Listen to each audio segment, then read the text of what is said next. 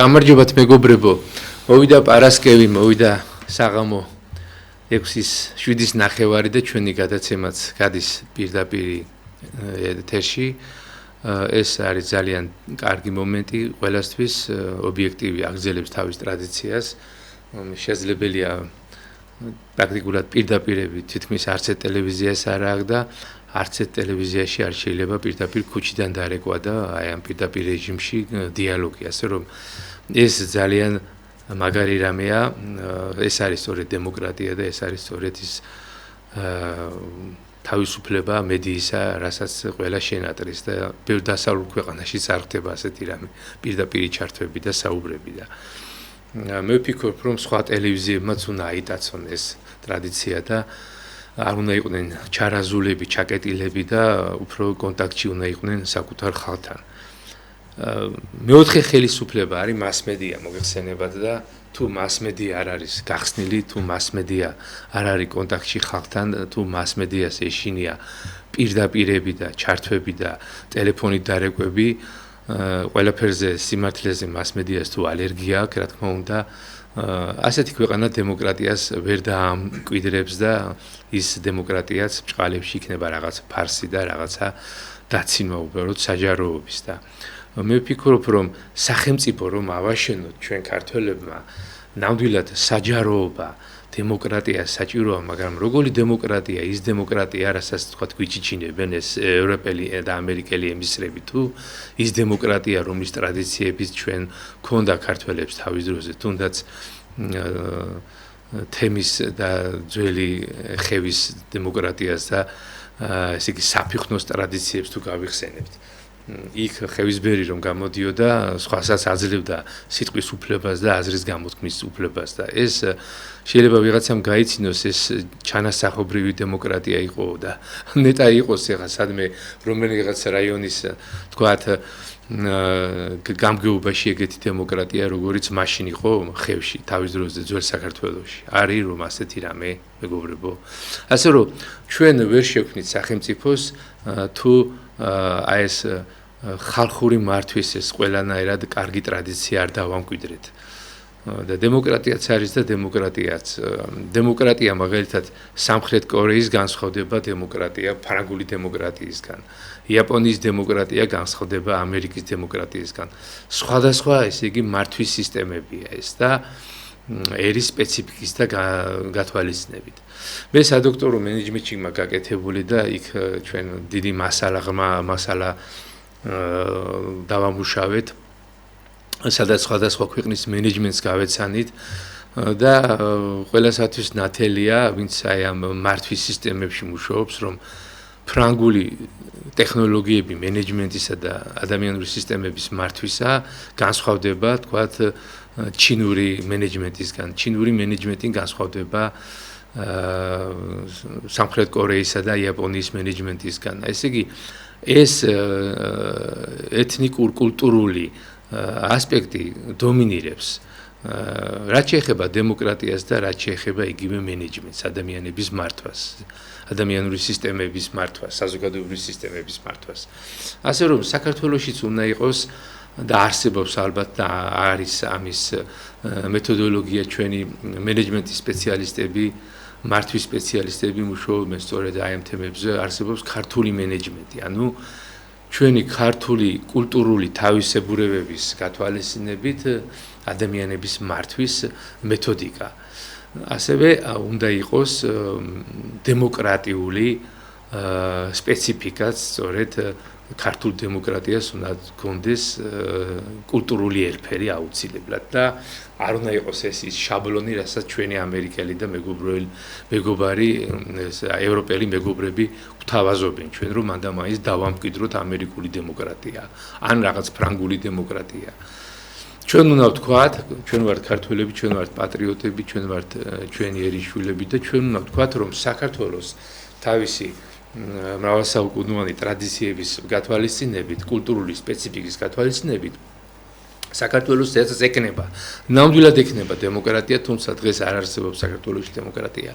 მაგრამ ეკნება დემოკრატია ქართული სპეციფიკით, ანუ ქართული დემოკრატია. აი ეს მართლა ასაშენებელი გვაქვს ამ ჩვენს ქვეყანაში და ჩვენ უნდა ავაშენოთ, ჩვენ უნდა მივხედოთ აი ამ სტრუქტურებით, ამ მეთოდოლოგიით, ქართული დემოკრატიის მეთოდოლოგიით უნდა მივხედოთ ჩვენ ეკონომიკას, ჩვენ კულტურას, ჩვენ საზოგადოებრივ ცხოვრებას და ეს არის ის იარაღი, ესე იგი რომლითაც მომავალში ჩვენ თუ არა ჩვენი შვილები ნორმალურ ქვეყანას ააშენებენ. სხვა გზა არ არსებობს. ესე იგი ქართული დემოკრატიის მშენებლობა და იმ საფუძვლების შემოშენებლობა, რაც არის საქართველოს სახელმწიფო.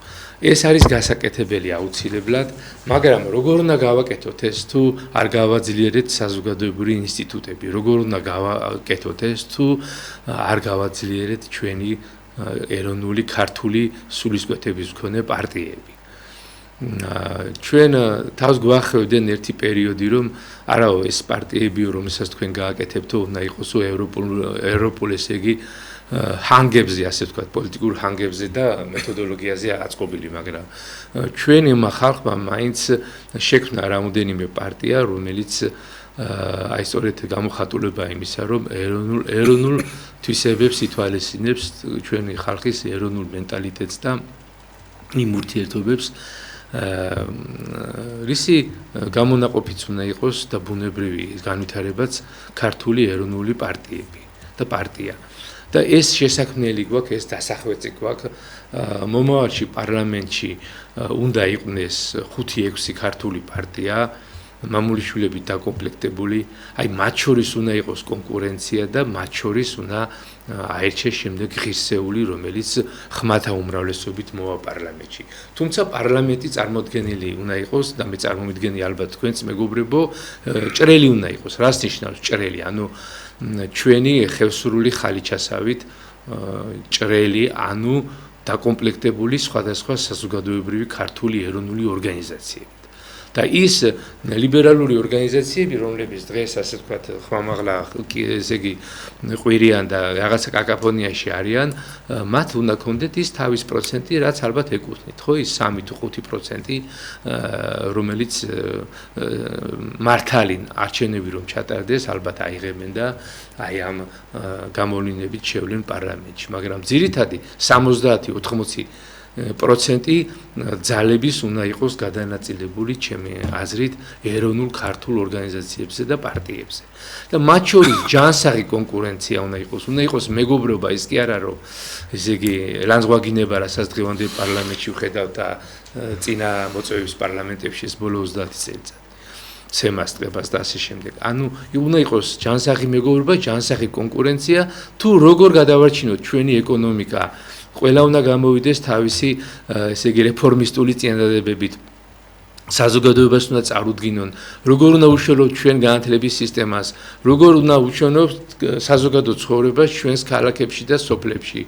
რა ერვალება თქვა თბილისის და ქუთაისის და ბათუმის მერიას, რა ხდება იქ ცუდი, რა ხდება კარგი, როგორ გავაუმჯობესოთ და ბევრი რაღაცა მომენტები, როგორ უშუალოთ სოფლის მეურნეობას და აი აქ უნდა იყოს ესე იგი ჯანსაღი კონკურენცია და ის ლიდერები, რომლებიც შემდეგ გაიმარჯვებენ, ის პარტია, რომელიც გაიმარჯვებს, აუცილებლად უნდა წარმოჩნდეთ რაღაცა გუნდით. აი ამაზე ვაკეთებ მე აქცენტს.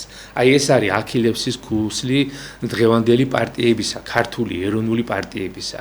რა ვერ შექმნეს? ეხლა მე მინდა რომ ასე ვთქვათ მეგობრული კუთხით რაღაცნაირად აი რეკომენდაციები უთხრა ჩვენი პარტიის მესვეურებს, ქართული პარტიების მესვეურებს, რა პრობლემები არის, რომ თითქმის ყველას აქვს რაღაცა პროგრამა, ეს პროგრამა სადღაც არის დაბეჭდილი, ყველას აქვს სტრუქტურა, ლიდერები ჩანან, თქვათ, წევრები არიან, რამოდენიმე აქტიური წევრი ჩანს ალბათ ეთერში, მაგრამ მეთოდურად საჭიროა რომ განსაკუთრებით ეხლა როცა და მაშინაც სანამ არჩევნები მოახლოვდებოდა, ანუ მუდამ პარტიას უნდა ყავდეს რაღაცა გუნდი, რაღაცა გუნდით უნდა გამოდიოდეს საზოგადოების წინაშე, რეფორმისტური, ესე იგი, შეკვეთვით საზოგადოების ადმი, რომ აი ჩვენ ამას დავაპკეთებთ, ამას დავაპირებთ სოფლის მეურნეობაში, ამას დავაპირებთ ბიზნესში, ამას დავაპირებთ საგადასახადო რეფორმების კუთხით, ამას დავაპირებთ განათლების რეფორმების კუთხით.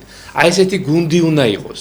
ეხლა ვიღაცა იტყვის რომ არა ჩვენ გამოდივართ გუნდითო და აი რამოდენიმე ლიდერი და უკან თქვა 200 კაცი გუნდი და ამაზე კი არ არის ლაპარაკი მეგობრებო ამაზე კი არ არის ლაპარაკი რომ რაღაცა კადრი იყოს და იქ ორი ადამიანი წინ და დანარჩენი 80 უკან და თქვა რა თქმა უნდა ყველა თავს ახნევს რომ ურა და ვაშა ეს ამ ასეთ გუნდზე არ ვლაპარაკობ მე აი დრაივის მომცემი ყველა პარტიას ქართულ პარტიას არა მარტო ეს არამედ 2, 3 და 4 ყველას მე მივესალმები ამას ალბათ თქვენს მიესალმებით რომ იქ უნდა იყოს მოაზროვნე ადამიანთა გუნდი რომელსაც შეუძლია თავისი აზრების რაღაცა დალაგებულად განმოცემა სხვადასხვა დარგში მომუშავე სპეციალისტებისა აუცილებელი არ არის რომ ნობელის პრემიის ლაურეატები და დოქტორები და აკადემიკოსები იყვნენ ესენი შეიძლება იყვნენ თავის დარგში ძალიან ღრმად ჩახედული ადამიანები რომლებიც ინოვაციური წინადადებებით გამოვლენ არჩევნების წინ თუ არჩევნების პერიოდში თუ არჩევნებამდე მუდამ საჭიროა ესე იგი სახელმწიფო გავს იმ სხეულს რომლის მადჯაზეც განსაკუთრებით ეროვნულ პარტიას ხელი უნდა ედოს, პულზე ხელი უნდა ედოს და მიუხედავად არჩევნების წინა პერიოდია თუ მუდამ უნდა ზომავდეს აი ამ წნევასთან ტემპერატურას და აი ამ მდგომარეობას სახელმწიფოში, აი ამ დარგების პრობლემები სულ უნდა განხილვის პროცესში უნდა იყოს და ეს შემდეგ შემუშავებული კანონები რაღაცა დოგმა კი არ არის, რაღაცა ჩამოსხმული რაღაცა რომელიც არასდროს არ შეიცვლება. ამ კანონებს შემდეგ გაუმჯობესება უნდა ცხოვრების და განვითარების კვალობაზე. ასე რომ ამაზეა ლაპარაკი დღეს ჩვენმა ქართულმა პარტიებმა უნდა გააკეთოს რომ უნდა შექმნან თავის წიაღში მოძებნონ ისეთი ადამიანები რომლებიც გუნდურად გამოვლენ არა ერთ გადაცემაში რომელიმე გადაცემაში არამედ 10-15 კაცი შეიძლება 7-8 კაცი დაждდეს და ესე იგი საუბარი იყოს რომ აი ჩვენ ამას ვაპირებთ გუნდი უნდა ჩანდეს მე პირადად როგორც ამორჩეველი არ მივცემ არც ერთ შემთხვევაში არც ერთ ეროვნულ პარტიას ხმას თუ ეს გუნდი არ დავინახე უბრალოდ არ წავალ არჩევნებზე იმ ევროპულ მოყაყანე პარტიებსაც არ მივცემ რა თქმა უნდა ხმას ჯვარი მწერია ესე იგი ცნობილ პარტიებს რომლებიც რა ვიცი საშინელ კორუფციაში არიან და იყვნენ და ალბათ მუდამ იქნებიან მაგის არჩევა როგორ შეიძლება საერთოდ მაგრამ რაღაცა საზოგადოებას რომ მივცეთ სტიმული კეთილი ვინებოთ პარტიის ლიდერებმა გადავხედოთ აი ამ ჩვენ საარჩევნო პროგრამას გავაკეთოთ მისი რევიზია და რაღაცა გუნდით გამოვიდეთ უკვე დრო არის უკვე რაღაცა რეფორმისტული ესე იგი მოთხოვნები და წინადადებები დღეს ჩემი მეგობარს ჩვენ არაჩვეულებრივ მეწარმეს გიგა გუდადეს მინდა გადავცე ხმა აი ამ კუთხით მასაც აქვს მოსაზრებები და საკმაოდ ბევრი აქვს ნამუშევარი ბევრ თემებზე და ბატონო გიგა რა სიტყვით ხო გამარჯობათ მეგობრებო ну რა ახლა გიორგი ჩამოთვალა ის პრობლემები რა პრობლემები საერთოდ ჩვენ გაგვაჩნია არა მარტო საქართველოში აი ამ ძირითად ამ ჩვენ ქვეყანაში არამედ სოფლიოშიც ესეთი პრობლემებია და ხედავთ რომ სოფლიოს აი ყველა ქვეყანა როგორ არის აჭრილი რა სიტუაცია არის ყველგან მე სოფლიოზე არ მინდა ვილაპარაკო უბრალოდ ხედავ იმას რომ ეს რაც ჩვენთან ხდება არა მარტო ჩვენთან ხდება ეს ხდება ყველგან არსად არ არის ადამიანების ის ნაწილი ის გუნდი რომელიც აი ამ კარგ რელსებზე წაიყვანს თავიანთ სახელმწიფოს და ჩვენთან განსაკუთრებით. ნუ რა არის იცით ყველაზე ცუდი აი ბატონმა გიორგი მილაპარაკა ზუსტად მაგ საკითხზე რომ დღესდღეობით ახლა ჩვენ ვიცით ხო რომ აი მაგალითად მიშა სააკაშვილი რომ მოვიდა ყველამ ვიცით რომ აი ვინც მიშა სააკაშვილი მოიყვანა და ვისთან ერთადაც ის მოვიდა ყველა ეს ადამიანი დაждდა თანამდებობაზე ვიცით ის ფიგურები მაგალითად როგორებიც იყვნენ ხალაიები როგორიც იყვნენ კეზერაშვილები რომლებსაც აი ზუსტად დღესაც იგივე მეორდება რომლებსაც მართლა ერთი წიგნიც არ ქონდათ წაკითხული აბსოლუტური განათლება იყო 0 და ეს ადამიანები ინიშნებოდნენ ვინ რაღაცა თანამდებობაზე თანაც ისეთ მაღალ თანამდებობაზე რომლებსაც პირდაპირებად ხალხის ბედი ვიცით აგერ მაგალითად ლომაია რო დანიშნეს განათლების მინისტრად და განადგურდა მთლიანად განათლება. განადგურდა დაიქცა განათლება და იმას ვიმკით დღევანდელ დღეს. ვიცით, რაც ხდებოდა მერე სამინისტროებში, როგორი საშინელი ზეწოლა იყო, როგორი კორუფცია იყო და ყველაზე ცუდი კიდე რა მოხდა, რომ განათლების სისტემაში ისე შევიდნენ, რომ აი ყველა ზუსტად მაგას ლაპარაკობდნენ, რომ ჩარეცხეს, ჩაძირეს, განადგურეს, დავალება იყო ეს ყველაფერი მიცემული ზემოდან. მერე წავიდა მიშა, მოვიდა ოცნება, მაგრამ ოცნებამაც იგივე გააგრძელა რა. ყველა ცუდი რა ხდება იცით, რომ ეს თანამდებობები ხდება ადამიანის ჯილდო დამსახურებით, მაგალითად შენ მე როგორ მიყვარხარ, როგორ პატივს გცე და ამ თანამდებობას მე შენ გიბოძებ. და შენ არ ვიცი რა, ეს თანამდებობა თითქო პასუხისმგებლობა არ იყოს რა. ზუსტად ესე ხდება დღევანდელ დღეს. ადამიანები მოდიან, რომლებსაც აბსოლუტურად განათლება აქვთ 0, აბსოლუტურად არიციან რა უნდა გააკეთონ და აი ეს ადამიანები მერე მართავენ ქვეყანას და მერე რა ხდება? ხდება ბიჭო, თურმე იმან ფული მოიპარა. თურმე ამან ფული მოიპარა. თურმე ეს ამას ამდენი გაუფლანგი აგერ ახლა რა უნდა დავიწყო, აგერ არის პროსტა ჩამოვიწერე, მაინტერესებდა და აგერ. თავდაცვის სამინისტროს აქვს ყველაზე დიდი ფული, ხო, ერთ-ერთი ყველაზე დიდი სამინისტროა. რომელსაც ყველაზე დიდი ბიუჯეტია გამოყოფილი, ხო? აგერ თავდაცვის სამინისტროში თურმე აგერ ჯვარშენ ბურწული თავდაცვის ყოფილი მისლის დაკავებულია ფულის გათეთრებაზე და დიდი რაოდენობით კორუფციული ბრალდებით. გიორგი ხაინდრავა თავდაცვის ყოფილი მინისტრის მოადგილე იგივე ბრალდებით. ვლადიმერ ღუდუშაური თავდაცვის მინისტრის შესყიდვების დეპარტამენტის უფროსი. კატასტროფა, ხო? აი საშინელება არის რა. ესეთი რაღაცა რომ გაიგებს ადამიანი უბრალოდ მე რო ხდება რომ იცით რა არის რომ ეს ჩვენი ქვეყანა, ეს ჩვენი ხალხი, რატომ მირბის აქედან? რატომ მირბის? იმიტომ მირბის რომ აი ეს ადამიანები რომლებსაც არ ვიცი შეიძლება განათლება ჰქონდათ, მაგრამ აი ამ ადამიანებმა გააკეთეს ის რომ იმხელა ფული, იმხელა თანხები მოიპარეს, რომლითაც მაგალითად უნდა განვითარებული იყო ჩვენი ქვეყანა. ეხლა რა შორს მივდივარ აგერ მაგის გარდა აგერ სუსის ყოფილი მოადგილე ქთამის აღებაზე დაიჭირეს ადამიანი რომელიც ლევან არაბიძე რომელიც პირიქით აი ამას უნდა აკონტროლებდეს ის ადამიანი თურმე მიდის და ქთამს იღებს და ამის გურისთვის იჭერენ და რამდენი ერთი უნდა ჩამოთვალო აგერ არის ეხლა კიდე ირაკლი ღუდუშაური ძალდაცვის მინისტრის მოადგილე რომელიც აგრეთვე დაყვანილია ქთამის აღებისთვის და კორუფციული გარიგებებისთვის. აი კატასტროფული სიტუაცია და დღეს ეხლა გვირგვინი არის კიდე ეხლა დაერიან იმას რა ქვია. თურმე რკინიგზის დეპარტამენტს. თურმე რკინიგზის დეპარტამენტში რა საშინელებები ხდებოდა და ხდებოდა ეს თემოდა და ქვედალოცვილებო ეს ხდებოდა ეს ყველამ ვიცოდით. მეც ვიცოდი პირადად, იმიტომ რომ მე პირადად მქონდა რკინიგზის დეპარტამენტთან დიდი ომი.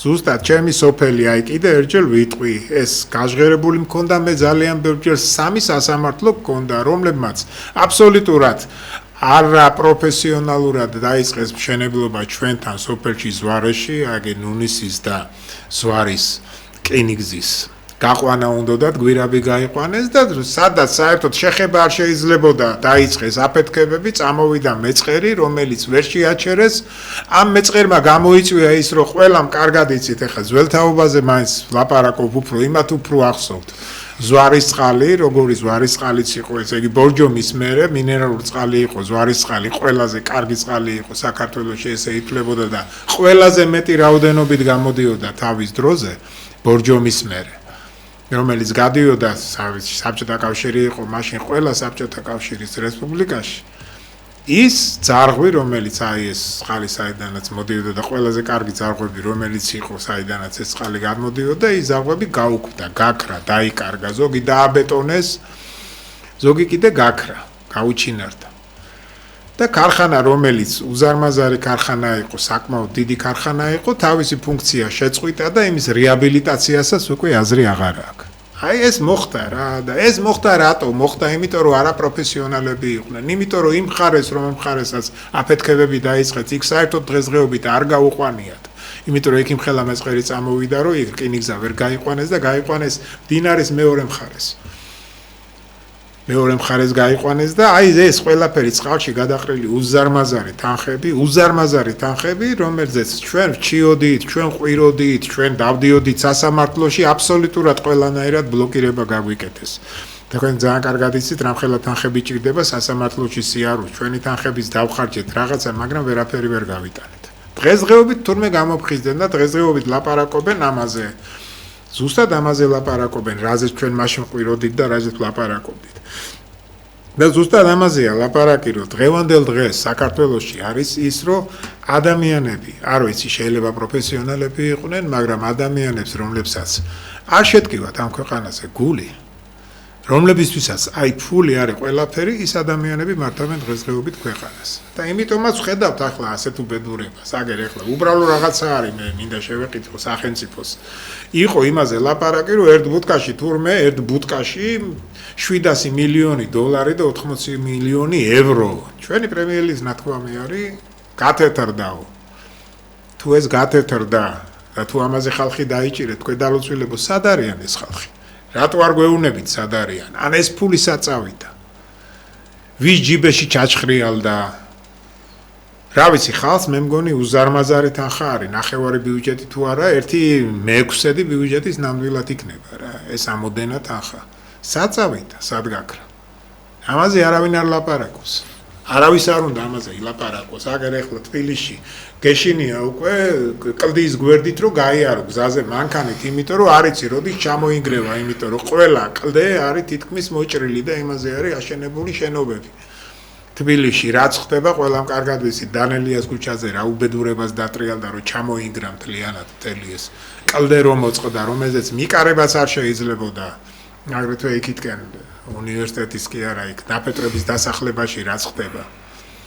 და რისი ბრალია ეს ყველაფერი? რისი ბრალია? იმიტომ რომ ჩვენ გვინდა ფული ჩვენ კი არ გვინდა, უნდათ აი ადამიანებს, რომლებსაც დასკვნებიც ჰქონდათ დადებული, რომ ხელი შეხება არ შეიძლებოდა ამაზე, მაგრამ მაინც გააკეთეს, მაგრამ პასუხს მაინც არავინ არ აგებს. აი ზუსტად ამაზეა აქ ლაპარაკი. დღევანდელ დღეს ჩვენ არაფერი არ გვეშველება, სანამ პასუხისმგებლობა არ იქნება მაღალ დონეზე აყვანილი. და ყველაზე ცუდი რა არის, იცით, რომ ადამიანებმა დავკარგეთ ჩვენ რწმენა. უფლის მიმართ რწმენა დავკარგეთ და გონია რომ იცით რა, ჩვენ შვილებს რომ აი ეხლა იმ ფულს მაგალითად რომ მოვიპარავთ და სახში მივიტანთ, ჩვენი შვილები ბედნიერები იქნებიან. ეს არის ძალიან მოკლე ვადით, შეიძლება ბედნიერები იყვნენ, იქ სათამაშო იყიდონ, მანქანა იყიდონ, მაგრამ გრძელვადიან მდგომარეობაში თქვენი ოჯახი განადგურდება. იმიტომ რომ არ შეიძლება მოპარული ფულით ბედნიერება იგრძნოს ადამიანმა. ვერ იგრძნობს ბედნიერებას, იმიტომ რომ არ ხდება ესე. ეგერ იუდამ რაც გააკეთა, გაყიდა. იესო და მერე თავი ჩამოიხჭო, ხო? ზუსტად იგივე არის, შენ რო იპარავ სახელმწიფოს რო ფულს პარავ, შენ იგივე გამყიდველი ხარ, იგივე მოღალატე ხარ. ამას როგორ ვეხვდებიან? ეს ახალგაზრდა ხალხი, მე მეწოდებიან ის ადამიანები. მართლა მეწოდება, გულით მეწოდება ის ადამიანები, რომლებიც ამას აკეთებენ. და ვერ ხვდებიან რას საშინელებას ჩადიან თავის წინაშე, სამშობლოს წინაშე, თავის ოჯახის წინაშე, შვილების წინაშე, იმიტომ რომ არ შეიძლება, არ შეგრჩებათ ხალხო. ციხეში დაჭერა კი არ არის მთავარი, ან თუ გინდათ იმ ფულის ჩამორთმევა კი არ არის მთავარი. სული გინადგურდებათ და განადგურდებით, უბრალოდ გვარი გაგინადგურდეთ შეიძლება. აი ეს არის რა, მე სულ ამაზე მაქვს ლაპარაკი და კიდე რა არის, სიტყვი ყველაზე ცუდი რაც ჩვენთვის არის, მართლა მეუღებელი რა. დღეს ახლა გამოდიან და ის სიძულვილის ენაზე მელაპარაკებიან. ბიჭო, ადამიანს შეიძლება რაღაცა სიძულვილის ენაზე დაპარაკი კონდეს. ან ვიღაცა მე რაღაცა ვქავს, რომ იცი რა, ეს სიძულვილი არის, მე ჩემთვის აი ეს არ უნდა გეკადრებინ, ეს არ უნდა გეთქვა. იცით რა არის, მაშინ უნდა ვთქვათ, მე რო რაღაცას ვლაპარაკობ. ვიღაცისთვის სიძულვილია თუ არ არის სიძულვილი, როგორ უნდა დაამტკიცო. ან როგორ უნდა თქვა. ან რანაირად უნდა თქვა. გინება არ შეიძლება ყველამ კარგად ვიცით ჩვენ რო ვართ მართლმადიდებელი ქრისტიანები. და გინებაზე საერთოდ აგერ ჩვენი მეფები დავით აღმაშენებელი საერთოდ თავის ჯარისკაცებსაც კი ჯიდა გინებაზე. ეს ყველამ კარგად ვიცით. მაგრამ ადამიანი, რომელიც არ გიყვარს, რომელსაც პატივს არ სცემ, რომელმაც გაგანადგურა და იმაზე რო თქვა, რომ ეს არის არაკაცი, ამის თქმა შეიძლება თუ არ შეიძლება, ესეც უნდა გვითხრათ რა. იმიტომ რომ არაკაცებით გაივსო ქვეყანა. ქვეყნის მოღალატეებით გაივსო ქვეყანა. და ღალატი არის ზუსტად აი ის ჩინოვნიკი რომ მოიპარავს ფულს, ჩემთვის არის პირადად ქვეყნის ღალატი და ის უნდა დაიშაჯოს როგორც სამშობლოს მოღალატედ. მე აი ამას პირდაპირ ვამბობ რა. პირდაპირ ვამბობ, იმიტომ რომ აი ცხოვრებამ აი ამის მეტი მე არაფერი არ მანახა. მანახა რომ ყველა ეს ადამიანები შადიმანი ვინ იყო? შადიმან ბარათაშვილი. შადიმანი ზუსტად იგივე მოღალატე იყო. ის თავის რას იცავდა, თავის ფულს იცავდა, თავის შემოსავლებს იცავდა და გაყიდა ქვეყანა. ზუსტად ეს იყო. ეს ხდებოდა ზუსტად შედარება ერთი და იგივეები არიან, ერთიც და მეორეც. ამას რა, ამან ხალხი უნდა დაიცვას სუსის უფროსმა, ხალხი უნდა დაიცვას და ეს პირიქით ხალხს კორუფციულ გარიგებებში და ვიღაცას იჭერს, ვიღაცას არ დაიჭერს და იმას ვინც ასაჭერი არის, იმას გამოუშვებს და გაარიგება მოახდინა, ჩაიდო ფული ჯიბეში და მას გონია რომ თავისი შვილი ბედნიერი იქნება. აი ეს არის ხალხო ღმერთს უნდა დაუბრუნდეთ. უნდა ადამიანება ვისწავლოთ ის რა არის ცუდი და რა არის კარგი. და ეს ქვეყანა ჩვენი არ არის მარტო. ეს ქვეყანა არის ჩვენი შვილების, მათი შვილიშვილების და ესე უნდა გაგრძელდეს თუ გვინდა რომ საქართველოს კიდე ისუნთქოს. ჩვენ ხელში. თუ არა და აგეთ ჩვენ უკვე ჩართული აქვს საქართველოს თავისი ტაიმერიო რო იტყვიან. მივდივართ უკან აგერ არ გჭირდება არავინ, ყოველ წელიწადს 5000 კაცით ნაკლები იბადება. 5000 კიდე ჩათვალეთ რომ ერთი დაბა ქალაქი არის ჩვენთვის საქართველოსთვის ერთი მაგალითად რა ქვია იქ რაჭაში რომ არის ამროლაურის რაიონის აი მოსახლეობაც კი არ ცხოვრობს მან მაგდენი ზამთარში მაგდენი აი ერთი ამროლაური შეიძლება ყოველ წლიურად აღარ იყოს საქართველოში აი ეს მომენტი არის რა იფიქრეთ ამაზე რა აი ეს მინდა დამეთქო კარგით ნამდვილად ყველა სფეროში გვაქვს ძალიან დიდი პრობლემები მეგობრებო მაგრამ ესე იგი ყველაფერი მიდის სახელმწიფოს მშენებლობაზე რა ეს ყველაფერი სახელმწიფო ვერ შევინარჩუნებთ ჩვენ სახელმწიფოს თუ კანონი არ დავიცავით ესე იგი ჯერ უნდა მივიღოთ კანონი და შემდეგ შევასრულოთ კანონი ესე იგი უნდა იყოს მონიტორინგი ამ კანონზე აი სულ ამას წინათ თქვენ კარგად იცით რომ აი ეს დისტრიბუტორები რომ არიან შეკვეთით დატარება საჭმელის და მოტოციკლეტებზე როზიან რა ვიცი რა ქვია ამ სფეროს უკვე ვეღარ ვიცი ხო ბაიკერები და სერვიზი სახში მიტანის სერვიზი თავისთავად ეს კურიერის სერვიზი არ არის ცუდი ხო გემსახურება ადამიანი და ჩვენ გვინდა ვიხილოთ ის ადამიანი იმ მოტოციკლზე და იმ ბაიკერზე რომელმაც იცის ქართული მეტყველება ქართული საბუთი აქვს და საერთოდ საქართველოს მოქალაქეა ის შეიძლება იყოს ახალგაზრდა ძველგაზრდა ამას არ მნიშვნელობა აქვს და ვითომ მიიღეს ეს კანონი ესიც რაღაც გაუკუღმართებული კანონია ევროპაში ესე იგი თქვენ ვერ იმუშავებთ თუ არ გაქვთ საბუთები და თუ არ ფლობთ ადგილობრივ ენას გამორიცხულია ვერც ამერიკაში ვერც რომელიღაცა ქვეყანაში არ არსებობს მე მგონი აფრიკაშიც არ მოგცემენ იმის საშუალებას რომ უსაბუთოდ ჩამოვიდეს პაკისტანიდან ვიღაცა და გადაალაჯოს იმ ესე იგი ბაიკერზე და იკატაოს იმით და გააკეთოს ბიზნესი რაც საქართველოში ხდება მოდის ტაქსი აი მოტოციკლის თავი გავანებოთ ტაქსით მოდის ადამიანი ტაქსისტია და ესე იგი ქართულად ვერ მეტყველებს ინგლისურად ვერ მეტყველებს რუსულად ვერ მეტყველებს სომხურად ვერ მეტყველებს აი მოკავშირე ესე იგი ჩვენი მეზობელი ქვეყნების ენებზეც ვერ მეტყველებს არის ან პაკისტანიდან ან ინდოეთიდან საიდანღაც ჩამოსული ნუ აი არ ვიცი რა მე მგონია ესე იგი სადღაც ყრუ ჯუნგლებიდან ჩამოსული საკუთარ დედაქალაქშიც რო არ გაუულია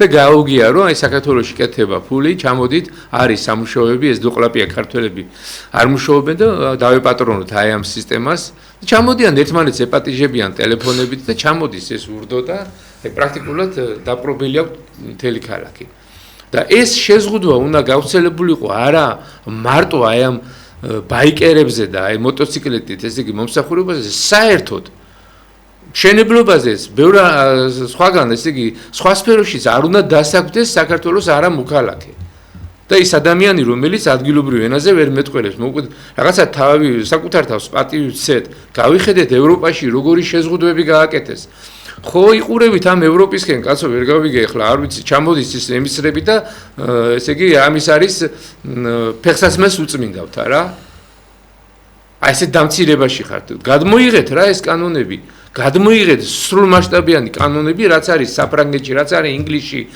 რომელიც იცავს უკვე გამოფხიზდნენ ისინიც რომ ესე იგი წაილებენ ამ პაკისტანელებისგან ინდოელებისგან აფრიკელებისგან აფრიკა ელოდება ეხლა აი ხო გეუბნებით სად წავიდეს ევროპა ჩაკეტეს მიიღეს ამ კაცრი საიმიგრაციო კანონები ამერიკა ჩაკეტილია ამ შენგენის ზონაში უკვე ვეღარ შედიან და მთელი აფრიკა ეხლა დაძრულია და კავკასიისკენ მოდის და სად მიდის დოკლაპიების ქვეყანაში რა საქართველოში სადაც არავითარი კანონი არ მუშაობს წაგულეკავენ მარტო განაში 200 მილიონი აფროამერიკელი ცხოვრობს 200 მილიონი და სადღაც მთელი აფრიკა მეგობრებო მე მგონია 700 მილიონამდე არის ჯამში ხო და რაღაცა ბარიერები არ უნდა შექმნათ ის კანონიც ის გასაცდელი კანონიც რომელიც არ არის სრულყოფილი რომელიც მიიღეს აი მარტო თან ესე იგი აი ამ საჭმის დატარებას რაც ეხება ხო თითქოს სხვა სფეროში უნდა იმუშაონ ეს მაინც გააკონტროლეთ დღისით მზისით ისევ ზიან აი ამ იმეებზე და ვერც ერთ ენაზე ვერ მეტყველებენ მოაქვს ის რაღაცა ხინკალია თუ საჭმელია თუ რაღაცა ვერ აგებინებ ვერც ერთ ენაზე ვინ არის რა არის და საერთოდ ამ მარსიდან ხო არ არის ჩამოსული ხო და რატო არ არის კონტროლი უნდა დააჯარიმოთ მაშინ ის ვოლტი უნდა დააჯარიმოთ ის ფირმები რომლებიც ამ ბიზნესშიც არიან და ამ ბიზნესით საქმიანობენ ხო როდესაც მაინც ყავთ შტატში ეს ხალხი და მაინც დადიან და დაატარებენ ამ ერთ მიუხედავად კანონისა კანონის მონიტორინგი რატომ არ არის ვის ევალება ეს აი ამაშია სწორედ აი ყველა დარგი რომ ჩავარდნილია არსებული აი ამ უმწეო კანონებითაც რომ მიხელმძღვანელოთ ამის მონიტორინგი რომ იყოს აი ამ ცუდი კანონების მაინც რაღაცა სახელმწიფო მოწყობაში რაღაცას დაგვეხმარებოდა და რაღაცა სტაბილიზაცია მოხდებოდა ანუ კანონები არ უარგა ამ უარგესი და არასრულყოფილი კანონების მონიტორინგიც არ არის და რეაქციაც არ არის ამ კანონებს ამიტომ გავაკეთოთ ახლა ეს მიხედეთ რომელიღაც აი დანიაში როგორ არის დაცული ხო აი ამ მიგრანტებისგან როგორ არის დაცული ახლა ინგლისშიც მიიღეს შენგენის ზონაში ისეთი მკაცრი კანონები მიიღეს როგორ წარმოიდგინე რომ ესე იგი პრაქტიკულად მე მგონია 20-30 წელიწადია ვინც არის იქ და პირადობები აქვს აღებული და რაღაც საბუთები აქვს მე მგონია იმათაც გამოყრია მალე და ამას ვიხილავთ ეს პროცესი ამერიკაში უკვე დაიწყო პრაქტიკულად ყრიან ყველას მოქალაქეობასაც ართმევენ ეს პროცესი უკვე ევროპაშიც იწყება არჩევნებში იმარჯვებს სწორედ კონსერვატული ძალები რომელთაც ყველში ამოვიდათ უკვე ეს ამდენი აზია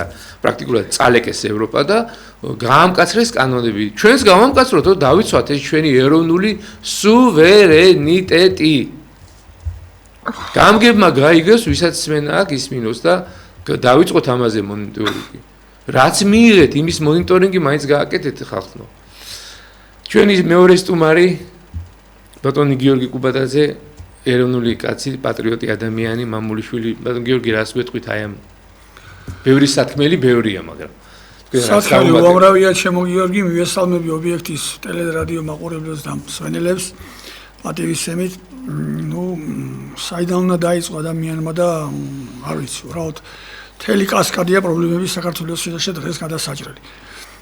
აქედან გამომდინარე ყოველი ამას უნდა ანალიტიკური გონება, გაფიქრება, საიდან როგორ მივედით ასე რა სიტუაციაში და დღეს ჩვენ აღმოჩნდით ერი და ბერი და აი ისტორია მარტო ჩვენი ისტორიით კი არ უნდა შევხედოთ ჩვენ მდგომარეობას როგორ ვათაგებს სოფლიო ისტორიებს უნდა შევხედოთ ხალხთა ისტორიებს არის სოფლიო ხალხთა ისტორიებში ხალხებს ერებს დაშვებული აქვს ისეთი შეცდომები რომლის გამოსწორება ზოგის მოხერხდა და ზოგმაც კიდევ ვეღარ მოახერხა თავის შეცდომების გამოსწორება ჩვენ ამ 30-35 წლიან პერიოდში უამრავი შეცდომა გვაქვს დაშვებული მაგრამ ეს ყველაფერი ჯერჯერობით მადლობა უფალს კიდევ გამოსწორებადია მაგრამ იყო შეცდომები მაგალითად გეტყვით აი ერი ეთნოსი იყო ჩრდილო კავკასიაში უბიხები რომელიც რუსეთის შემოსვლას აღუდგენ წინ ისეთნაირად რომ ერთი უბიხი ცოცხალი აღარ დარჩა და მთელი ერი გაწდა. ეხლა გინა არ გინა გადახედე ეს ისტორიის გადასახედიდან უკვე შეცდომა იყო იმ ერის, იმიტომ რომ ეთნოსი აღარ დარჩა, განადგურდა. ასეთი შეცდომა იყო გერმანელი ერის ისტორია, ორი მსოფლიო ომი დაიწყეს და 100 მილიონი ადამიანის სიცოცხლე წაართვეს კაცობრიობას. ასე იყო აბსოლუტური ეთლიშობილება, აი მესია, ქრისტე, განკაცებული ღმერთი ჩამოვიდა და კაცობრიობა არ მიიღო და ჯვარზე გავაყრდა. ასეთ უბედურება შეიძლება ჩავთვალოთ დღეს რაც ხდება ამ მოძმერებს შორის, უკრაინასა და რუსეთს შორის. ეს საშინელი ომი რაც ხდება და კიდე ჩვენ რაც ჩავიდინეთ და რაც გავაკეთეთ ამ დავაქციეთ ეკონომიკა ერთმანეთი ჟუჟეთ, ხოცეთ ქართველებმა ორიენტაციის გამო ერთმანეთს ჭამდა ქვეყანა არ ლაგდება. არის 1000 პრობლემები. საიდან უნდა დაიწყოთ? ყველაზე საშინელი პრობლემა მე დღეს მიმაჩნია და ჩემს სამეგობროს და თქვენთანაც მე მგონია ვეთანხმებით, არის ერის აი კონსოლიდაციის არ ქონა საერთოდ და გახლეჩა და მეორე დემოგრაფიული პრობლემები საქართველოს. ამას თუ შევხედავთ ჩვენ მარტო იმ ეკონომიური თვალსაზრისით და ეკონომიური კუთხით, ეს მარტო ასე არ არის. ამას მთელი წინაპირობები უდევს. ამ ყველაფერს სიდამოობით აქამდე შემოგეთილებო. საბუბედუროდ ყველაფრის ამის მიზეზი არის ის, რომ ჩვენი კონსტიტუცია, რომელიც მივიღეთ ამ კონსტიტუციად ნელ-ნელა უტარებთ რეფორმებს, არ იძლევა აი ქართულ რეალობას, ქართულ სულს, ჩვენ რეალურ ცხოვრება და ჩვენ წარსულს არ შეეფერება. ყველაზე დიდი უბედურება ის არის ამ ყველაფრის, რომ აი ეს ჩვენი პოლიტიკური სპექტრი, რომელიც მართავს ქვეყანას, პოლიტიკოსები და ეს ძალები, პოლიტიკური პარტიები საერთოდ მოკლებული არიან იმ ღვთიურ აზროვნებას და ღვთიურ მადლს, რასაც ჩვენი დედაეკლესია და ჩვენი ერის საუნჯე იყო მთელი საუკუნეების მანძილზე. აი ეს არის ჩვენ ამას ვახმაურებთ ყოველთვის, რომ აუცილებელია დედაეკლესიის კონსტიტუციის ჩართულობა ქვეყნის მმართველობაში, რომ ეკლესიას ჰქონდეს ზეპარტიული სტატუსი. დღეს საქართველოს პოლიტიკა არის თანხის და ფულის შორის კაპიტალის პირველი ადგილი და ასპარეზი, პოლიტიკური ასპარეზი. რაც თქვა აგერ ჩვენმა გიგამ რამდენი ჩამოთვალა ჯერ ამ ხელისუფლების და როგორი იმედი და როგორი სიყვარული და როგორი ყველაფერი შეჩერებოდა ხალხი და იმედი ჰქონდა ყველაფრის და რამდენი აი არ მინდა დავასახელო შეუნდოთ უფალმა ღმერთმა რამდენი კორუფციაში და რამდენი მილიონებში და ახლა თანხებში და ეს ხელისუფლება წინა ხელისუფლებების აბსოლუტურად იდენტური იყო. არ არის რაღაც ისეთი ინსტიტუცია, ისეთი რაღაც მაკონტროლებელი, რომელიც აი ამ ხალხს გააჩერებს, აი ამ პოლიტიკურ ძალებს გააჩერებს, აი ამის არის ზუსტად ჩართვა დედაეკლესიის ჩვენი ქვეყნის მმართველობაში კონსტიტუციური რაღაც უფლებები რო ქონდეს მას მინიჭებული. და პლუს კიდე აი ჩვენ საზოგადოებას ქვია წინაპართა გზა, ჩემოკეთილებო. და ამ უბედურების მიზეზი კიდე ამ ჩვენი ყველაფრის საქართველოსი რაც ჩვენ წინაშია გამოწვევები არის ის, რომ ერის ცნობიერება არის შებრუნებული და ის ცნობიერება არ არის, რაც ჩვენ მქონდა საუკუნეების წინ. აი ერის აწყობა მარტო ეკონომიური კუთხით და მარტო ეკონომიური ფიქრით არ უნდა ხდებოდეს. გადაახშალეთ უკან საქართველოს ისტორია, გადაიხადეთ უკან და 800 წლის უკან სულ სხვა იყო საქართველოს ცნობიერება. ზუსტად 800 წლის უკან 1226 წლის ოქტომბრის 13-ში დადო იმ 100.000-მა ქართველმა თავის ქრისტეს გულისთვის და სარწმუნოების გულისთვის. დღეს ამაზე რამდენი ადამიანი ფიქრობს, აი რამდენი ქართველი ფიქრობს საქართველოში დღეს, რომ იფიქროს ცხონებაზე და არა ცხოვრების მოწყობაზე. ცხონება დღეს მეორე ფლანზეა ყველასთვის და პირველია ცხოვრება და გართობა და დროს დარება. აი დემოგრაფიულ პრობლემას რო უყურებთ, მე ვიცი უამრავი ახალგაზრდა ვაშკაცი კაცი ყველანაირად სახლი ქონებით, ცოლი არ მოყავს, იმიტომ რომ ზნეობა და მენტალიტეტია შეცვლილი. არ გეუბნოთ ეს მარტო ეკონომიური მიზეზი იყო. მე უამრავი ვიცი, შემიძლია ჩამოგიტვალოთ, რომ პერსონალურად ხوار დავასახელე, მაგრამ უამრავი ვიცი. ჩვენ წინაპრებს რა ქონდა? ჭრაქი ქონდა და ცხა და აშლის ძიდნენ, ხმალი ქონდა და გუთანი ქონდა, მეტი რა ქონდა. მაგრამ ეს არის ზუსტად რომ ქრისტეს მოწყვი და ეს არის ყველაფრის ამის მიზეზი. აქედან არის ეს ყველაფერი შექმნილი.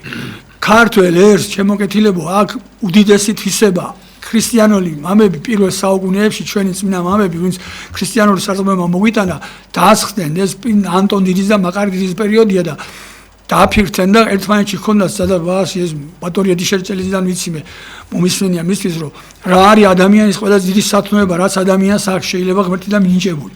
ზოგმა თქვა კეთილშობილება, ზოგმა თქვა აი წესიერება, მოწყალების გაცემა, პატრიოტიზმა, 1000 რამ შეიძლება თქვა, მაგრამ ბოლოს მაკარი დიდმა თქვა ასეთი სიტყვები, რომ ადამიანებს ყველაზე დიდი სათნოება, რაც ღმერთიდან მოვენიჭა, ეს არის გამრჩეველობა. აი ზუსტად გამრჩეველობა იყო ის ძალა, რამაც საქართველოს დღემდე მოიყვანა. საქართველოს დედაეკლესია ამდენ დღემდე მოიყვანა. აი იმ პერიოდში, როდესაც წმინდანინო შემოვიდა, ერმა შეხედა, დაინახა და აირჩია ზუსტად ის რელიგია, რომელიც რელიგიიდან მოვეიდღის მართლმადიდებლური სარწმუნოება. და აი მაგან მოგვიტანა ყველაფერი, თუ რამე მოგვიტანა. ჩვენ ვართ ის ერი, რომელიც წვალებულებაში არ ჩავარდნილა, ჩემო ბატონებო, ხატმებრძოლეობაში არ ჩავარდნილა, რომელსაც შიგნი ერესი და უბედურება არ ქონია. და ეს საუნჯი, ასეთი საუნჯი, რომელიც გვაქვს ჩვენ, ეს რო არის დღეს უგუნებელს ყოფილი და არავის არ ეკითხებოდა ჯერ ჩვენ ნეტარხსენებულია მეორეს და ეხლა არ ვიტყვი მაგას, იმიტომ რომ ახალი პატრიარქი ახალი დამზადებულია, აი ეგ არის ზუსტად მეზი და არ შეიძლება რომ ერის მამა ეხვერწებოდეს ეს რომ მიწას ნუ გაყიდით ამ კანონს ნუ მიიღებს. ეს არის ერის გადასაწყვეტი, არავის გადასაწყვეტი არ არის. მით უმეტეს მე წინა გადაშემაშინაც გავაჟღერე რომ ზუსტად ის ვენეციის კომისიის საპროგრამო დოკუმენტები და ყველაფერი იძლევა იმის საშუალებას რომ ერის ისტორიული წარსულის გათვალისწინებით დავსახოთ და შევიტანოთ ცვლილება რომ ეკლესიას ჩვენ დიდ ეკლესიას მაცხონებელ ეკლესიას კონდეს ვეტოს დადების და რაღაც ესეთი უფლებები ჩვენ კონსტიტუციაში. აი რამდენ რამეს გადარჩებოდი და რამდენ უბედურებას შემოგეთილებოდა. აი ამაზე მაქვს მე მთელი აქცენტი და მთელი აზროვნება რომ ვიფიქროთ მარადისობაზე და ვიფიქროთ იმაზე რომ ჩართულობა მოყოლეს ეკლესიის ქვეყნის ხორებაში. სხვა ჩვენი გამოსავალი და ეს პრობლემები არ დამთავრდება. ეს ქვეყანა აი მე არ მინახლა ყველას შეურაცხყოფა მივაყენო ყველაზე რა თქმა უნდა არის თქვის ულამაზეს ხალხი საქართველოს პოლიტიკურ სპექტრს მაგრამ 80% შეიძლება ითქვას შეიძლება მაპატიოს უფალმა მე ვწდები ბევრს ვამბობ მაგრამ ბევრი უამრავი ადამიანი პოლიტიკოსი და აი ეკრანზე გამოსული ადამიანი და ის წინათ აი შეხედეთ იმ დეკლარაციებს ქონებებს შეხედეთ როგორ არის რაფერ არის და რა ქონებები და რა სიმდიდრე დააშორეს ღმერთმა მშვიდობაში მოახმაროთ მე არაფერი სინანული მიცეთ როგორ აიღეს აღარ აიღეს მაგრამ აი საკითხი უნდა იყოს საერთიდან გამომდინარე რომ ვიფიქროთ ამაზე და აი მარადისობაზე ვიფიქროთ ერმა და ბერმა და არა იმ მოხეჭაზე იმიტომ რომ აი დიდმა ალექსანდრე მაკედონელმა დამპყრობელი როგორი იყო ცით ყველაფერს თავის მთელი სიცოცხლის ბოლოს შეაფაზა იმ გარდაცვალების წინა საათებში რომ მიხვდა რომ არაფერი ამ ქვეყნიდან არ მიქონდა გარდაიცვალა მისი იმპერია დაიშალა კიდე ნაწილები არაფერი ამ ქვეყნიდან ჩვენ არ მიგვაქვს მარტო ცოდვა და სიკეთე რასაც გავაკეთებთ მადლი აი ამ მადლზე უნდა ვიფიქროთ ერმა და არა იმ კუჭის ამოძღმაზე და უნდა მოусმინოთ მეტად ჩვენ დიდ ეკლესიას კონსტიტუციურად და ისედაც სამოქმედო. აი ამას გეტყვი ჩემო გიორგი. შეიძლება სათმელი ძალიან ბევრია, მაგრამ ვერ გადმოცე, იმიტომ რომ მასალა დიდია და ერთს გეტყვით. აი ამერიკის შეერთებულ შტატებს და უდიდესი პრეზიდენტი, მე არ ვიცი, თუ იმე იტყვის შეიძლება უფრო დიდი პრეზიდენტი იყო აბრაამ ლინკოლნი. აბრაამ ლინკოლნს აქვს ნათქვამი ოქროს სიტყვები. დავიდეთ ეხლა ყური მე გეტყვით. მე ეს ეკრანიდან არ გამიგონია, წაკითხული მაქვს ზუსტად ისი. ლინკოლნი ამბობს ასეთ სიტყვებს. მეო განგებამო დამაყენა იმ მდგომარეობაშიო რომ მე მემორჩილებოდა 10,000-ობით და 100,000-ობით ჯარისკაციო, ხიშტები მათიო, ხმლები ჩემგან კარგულებაში იყო, ზარბაზნები მთელი ამერიკის ბიუჯეტის ოქროს ზოდები, დოლარები ჩემ ხელში იყო, მაგრამ არც დოლარი, არც ოქროს ზოდები, არც ზარბაზნები, არც ჯარისკაცი და ხიშტები ჩემი შველელი არ იყო. ჩემი შველელი იყო უფალი, მე ლოცულობდი, რომელი ხელმძღვანელიდან გაიგონიათ საქართველოს ეს სიტყვები ჩემომატო. აი ამაზეა ყურადღება მისაქცევი და ეს ჩვენ უნდა გადაწყვიტოთ ერმა თითოეულმა ჩვენთაგანმა მიიტანოთ გულთან არა გვაქვს ჩვენ არც დაფინანსება არც არაფერი ამ ჩვენ სამეგობროს რაღაცნაირად ან ხელმოწერები შევაგროვოთ ან რაღაცა და აი ერთადერთი ობიექტივის ტელევიზია მადლობა ფოსო გვიღებენ კარს და სამეფო არის ეს ორი არხი გვიღებს კარებს და ესენერად ნენანად ვცდილობთ რომ გავხმაურდეთ ნახოთ დანარჩენი უფლის ხელშია ყველაფერი და ჩვენ სიმონდევნით ღვთის ხალობით რომ ამას ერს და ბერს გავაგებებ და იმ გარჩენილობის უნარით რომელმაც დღემდე მოიყვანა საქართველოს და რომლის მალსაც დღეს ვიმკით ჩვენ ყველაფერ მოღვაწეობაში, ხელოვნებაში, სპორტში, თუ არ ვიცი რაც მიღწევებია კაცობრიობის ყველაფერში აი გამორჩეულები რო ვართ, აი ეს არის უცად ამის დამსახურება და აი ვეცადოთ რომ აქეთკენ წარვართოთ ჩვენი საქმიანობა და ჩვენი ეს მოღვაწეობა შემოგეთილება. შვენიერი აზრია, შვენიერი ნამდვილად ბატონი გიორგი კუბატაძე თაობს წინაპარ მე ერთად თაობ გიორგი, მე ერთი არა ვარ შემოგეთილი. კი, რა თქმა უნდა, წინაპარ თაგზა, რომელიც ჩვენ საზოგადოების წევრები ხართ, თქვენ და ბატონი გიორგი შემოგეთილი. კი, ნამდვილად. წინაპარ თაგზა, რომელიც ამბობს, რომ აუცილებლად ჩვენს ვეთანხმებით და ბევრჯერ გავაჟღერეთ ეს ეთერში უკვე Facebook ტელევიზიაში, ჩვენ ტელევიზია, ეროვნული ტელევიზია დიდგორშიც, რომ ნამდვილად საქართველოს დედა ეკლესიას უნდა კონდეს აი იმ კანონების კუთხით ვეტოს დადების უფლება პარლამენტში და ეს კონსტიტუციად უნდა იყოს გამტკიცებული აი ეს უფლებები რო ყოფილიყო აი ამ სწორედ იმ ავად სახსენებელ ანტიდისკრიმინაციულ და იუვენალურ და სხვა ესე იგი დამღუპელ აი ამ კანონებს რომლებიც ევროპიდან იყო შემოგდებული და რომელმაც უკვე დაამახინჯა ჩვენი ერის ეროვნული მენტალობაც და ეროვნული ცხოვრებაც რაღაცა დიდი ხინჯი შემოიტანა აი ამის ვეტიას უფლება რო ქონდა მაშინ ჩვენ წმინდა სინოდს ჩვენი უწმინდესის ესე იგი მეთაურობით თავის დროზე რო ყოფილიყო ეს მექანიზმი მაშინ ეს ამ ფორმით ეს ანტიდისკრიმინაციული კანონი ნამდვილად არ შემოვიდოდა. შვენიერი აზრია და ჩვენ ორი ხელით ამას მივესალმებით და ჩვენ გვინდა რომ აი ამ ინიციატივას მთელი გული დაუდგეს მთელი საქართველო. ჩვენ ეთერში შემოგვყავს ხოლმე ზარები, მეგობრებო, მზადა ვართ რომ თქვენს შეკითხვებს უპასუხოთ და ძალიან გთხოვთ, ვინც დარეკავთ თემასთან დაკავშირებული დარეკეთ, საერთოდ საქართველოს საზოგადო ცხოვრება, რა ვქნათ, როგორ დავძლიოთ ეს პრობლემები, ერთობის პრობლემა, ამ კუთხით დარეკეთ და ნუ დარეკავთ რაღაც განყენებულ თემებზე, რომ თქვათ იქ დეზერტირის ბაზარში პომიდორი გაცვიჭდა. ასეთ თემებით ნუ შეგვაწუხებთ, სირცხვილია უკვე ესეთი რაღაცების დარეკვა და ამიტომ თემასთან დაკავშირებით დარეკეთ და ჩვენ გავაგზავნებთ ესე იგი ლაპარაკს, სანამდე ზარი შემოვა. ბევრი რაღაცა ქვეყანაში გასაკეთებელი და ერთად დგომა, ერის გამოფხიზლება, თითოეული ჩვენთაგანის ქვეყნიდან გაქცევა კი არა, გააქტიურება, იმიტომ რომ ვინც გაიქცა და ემიგრანტი გახდა, ხო, პრაქტიკულად ხო კი თავისი ეკონომიკური მდგომარეობა მეტნაკლებად გამოასწორეს, ან რაღაც გამოსწორების რეჟიმში არიან, მაგრამ ქვეყანა ხო მიტოვებულია. და ძალიან კიდე ერთი მე მითხრა. ხო, გული წყდებოდა სწორედ ჩვენ დიდ მამულიშვილებს, რომ მამა გაბრიელ სალოს, რომ ნუ მიატოვებთო ქართველობა თქვენ ქვეყანას, იმიტომ რომ სამშობლო, ესე იგი მშველელის გარეშე დარჩება. აი ბატონო გიგა რა სიტყვით? ხო, აი ზუსტად ბატონო გიორგი თქვენ რომ ბრძანეთ რა. აი ახლა მინდოდა ზუსტად მეთქვა ჩვენი იმ ადამიანებისთვის, რომლებიც აქედან არიან ბევრი წასული. ახლა ზუსტად 2 დღის უკან მოხდა ამერიკის საიმიგრაციო დეპარტამენტმა, რომ ეს ქართველები, ერთი ბიჭი 53 წლის კაცი, რომელიც თურმე საიმიგრაციო იმაში რო იყო მოთავსებული, გარდაიცვალა და დანარჩენები თურმე აგერ ჩაყარეს თვითფრინავში, როგორც არ ვიცი რა, რუსებზე ვლაპარაკობდით თურმე და იქ მათმა რუსებმა საქართველოში მაინც ჩამოიყვანეს ის ხალხი სადღაც იმაში და ამათმა გაუშვეს აფრიკაში სადღაც. სად ამერიკაში? ამერიკაში ეს ჩვენები, რომლებიც დააკავეს ემიგრანტები, რომლებიც იყვნენ, ჩაყარეს თვითფრინავში და შეტენეს აფრიკის სამხრეთ აფრიკაში, რომელიღაცა სადღაც ცხოვრობენ, სად არიან. კაციშვილმა არის უბრალოდ იქ რო გაუშვეს ეს ემიგრანტები, ვიცით რა. იქ აქვს გაკეთებული რეზერვაციები. რეზერვაციის ვარიანტი. და სხვათა შორის ევროპა მიიღო, აი გუშინ ნახე მე YouTube-ზე, ევროპა მიიღო რეზერვაციებს აკეთებს აფრიკის ტერიტორია, იმიტომ რომ იაფიჯდება იქა. ხო, და იქ მე ემიგრანტებს, ვისაც გაყრის, თავს იქ მოუყრის და შეიძლება 6-7 თვით და 1 წლით იქ აფრიკაში ამუშავონ კიდევაც, იმიტომ რომ დარწმუნებული ვარ. მაგას ვამბობდა, ეს ხალხს ცოტა დაფიქრდით ხალხო რა. მოდი ჩვენ ქვეყანას მივხედოთ. დაბრუნდით ქვეყანაში, რო არის რა. ძალიან თორე არავის არ ვაინტერესებთ, იცოდეთ რა. არავის არ ვაინტერესებთ და რაც დრო გავა, მით უფრო დამძიმდება სიტუაცია. ჩვენ ქვეყანას ჩვენ მივხედოთ. ვართ ომოლიერი. ეგ არის, არავის არ უნდა ჩვენი არც. კარგით, მეგობრებო, 2 წუთი რჩება, აი რაღაცა რეზიუმე გავაკეთოთ, ზარის შემოსვლა ვეღარ ასწრებს, ალბათ ბევრი რეკავს და ხანდახან იმდენი რეკავს, რომ ბოლოს ბოლიადის იქ სატეფლო სადგურს ესე დაიწყება გაიჭედება ხოლმე, გაიჭედება. ნუელოდებით შემოგიორგი ვიტყვი ერთ ნუელოდებით გმირის გამოჩენას, რომ ერთი გმირი გამოჩნდება ვინმე და ამ ქვეყანაში შემოატრიალებს და ერთობა. ბერტოლდ ბრეხს ასეთი სიტყვები ნათქვამი, უბედურია ერი, რომელსაც გმირი ჭირდება. ჩვენ ილია პატრიარქი დიდება მის სახელთან, ათელილა გელზეოდეს იგიდან თავისუფლად ამბობდა დაიცავი თქვენი წილი საქართველოს. ეს შეიძლება ნებისმიერ მოქმედებაში გაკეთდეს. მაგრამ ეს ვერ მოხდება აფრიკაში და ანტარქტიდაში. საქართველოში უნდა ჩამოვიდეთ და დავიცვათ ჩვენი წილი საქართველოს. ეგრე არ არის მეგობრებო? გვეყო დოლარებზე გამოდევნობა, ევროებზე გამოდევნობა, ჩამოვიდეთ და მიხედოთ სამშობლოს, იმიტომ რომ ძალიან ბევრი გარდაიცვალა უცხოეთში სამწუხაროდ და ძალიან ბევრმა ჯანმრთელობა დაკარგა, ძალიან ბევრმა ოჯახი დაკარგა, დაიშალა ოჯახები და რაღაცა ცუდ გზაზე წავიდნენ.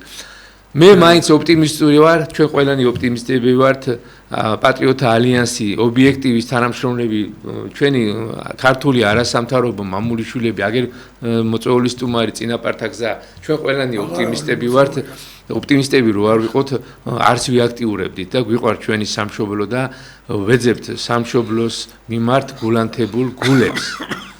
მოამაგე გულებს და მე ვფიქრობ, რომ ჩვენ ვიპოვით ერთმანეთს და შევერთებით, ჩემო გიგა, ჩემო გიორგი, შევერთებით თელ საქართველოსთან და ნამდვილად შევქმნით, ნამდვილად მოვიყვანთ ეროვნულ მთავრობას. მე ვფიქრობ და მე სიზმრება ეს მთავრობა ეროვნული ხალხზე მოამაგე მთავრობა, ჩვენ შვილები, ჩვენ თვალხატულა, შვილიშვილების და შვილებზე მოამაგე მთავრობას და სამშობლოზე მოამაგე მთავრობას. აუცილებლად მოვიყვანთ. სხვა გზა არ არსებობს. აქ ვდგევარ და სხვაგარად არ ძალგვიც. ამინ. ამინ, გაიხარეთ. აიხარეთ.